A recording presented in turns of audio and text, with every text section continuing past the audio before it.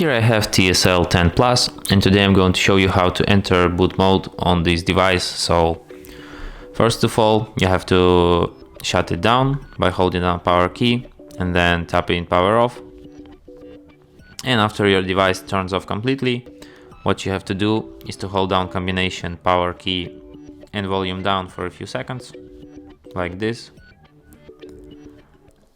And after that you will enter recovery boot mode.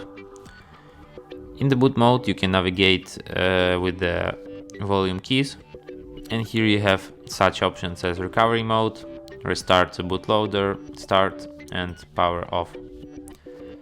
Not much, but that's all. If you want to exit boot mode, you can select power off to just turn off your device, or you can just select start to restart your device.